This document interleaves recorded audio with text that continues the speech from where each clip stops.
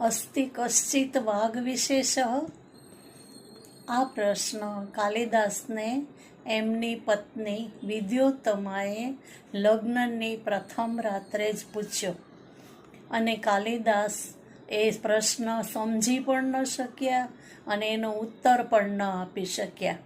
પરિણામ એ આવ્યું કે વિદ્યોત્તમાએ કાલિદાસનો ત્યાગ કર્યો કે તું મૂર્ખ છો અને આવા મૂર્ખ માણસ સાથે હું મારો જીવન સંસાર ચલાવી શકું નહીં. કિંવદંતી અનુસાર યાની કે લોકકથા અનુસાર કાલિદાસના જીવનની કથા એવી છે કે કાલિદાસ બહુ પ્રાચીન કાળના કવિ છે, એટલે એના વિશે ચોક્કસ માહિતી ઉપલબ્ધ નથી, પરંતુ કિંવદંતી અને આવી દંતકથાઓને આધારે એમ કહેવાય છે કે કાલિદાસ જ્યારે નાના હતા ત્યારે મૂર્ખ હતા. એમને કશી ગતાગમ પડતી નહોતી.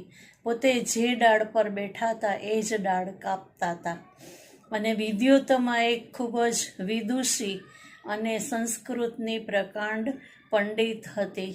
એણે કેટલાય વિદ્વાનોને શાસ્ત્રાર્થમાં હરાવ્યા હતા અને એણે એવી પ્રતિજ્ઞા લીધી હતી કે જે મારી સાથે શાસ્ત્રાર્થમાં મને હરાવે એને જ હું વરીશ.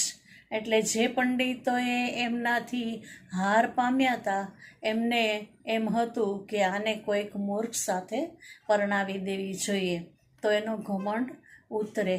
પરિણામે એ પંડિત લોકો જ્યારે જંગલમાંથી પસાર થતા હતા તો એમણે કાલિદાસને ઝાડ ઉપર આવી રીતે ડાળ કાપતા જોયા અને એને એમ થયું કે ખરેખર આ માણસ છે એના જેવો બીજો મળે નહીં. અને એણે એન કેન પ્રકારેણ કાલિદાસને સમજાવીને વિદ્યોત્તમા સાથે એને પરણાવી દીધા. અને કાલિદાસે મહાકાલીની ઉપાસના કરી.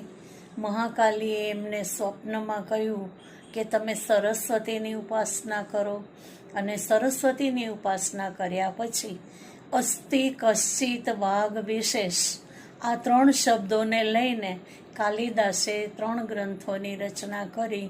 અસ્તિથી કુમાર સંભવ, કશ્ચિતથી મેઘદૂત અને વાઘ વિશેષમાં વાઘ શબ્દથી એમણે રઘુવંશની રચના કરી. અસ્તિ કશ્ચિત વાઘ વિશેષ એનો અર્થ થાય છે તારામાં કંઈ વાણી વૈભવ છે કે નહીં. તો આ રીતે કાલિદાસ